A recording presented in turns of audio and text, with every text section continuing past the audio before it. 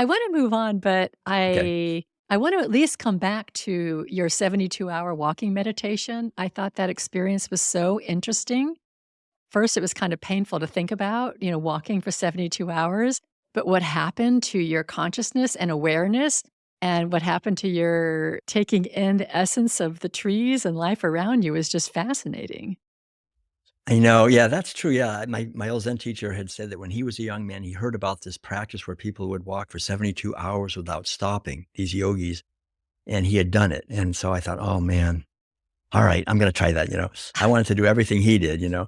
And so I did it one day, I started walking, and it was in the backyard of this little house in Oakland, and it was around a plum tree that we had in the backyard, this little small yard, but I just walked and walked, and it was very difficult. I mean, it was, like I I'll said, bet. after 12 hours of walking, I was like, "Oh, man," but I've done enough, but I had 60 more hours to go, you know?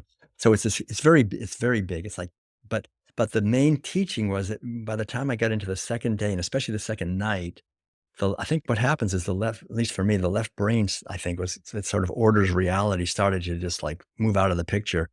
And I've never done drugs really. So, but I think it's kind of maybe it was like that. I just started to see the sacredness of the tree and how it was a living being dancing in the night around me, this beautiful plum tree that to me, had just been a tree out there. And now it was suddenly a being.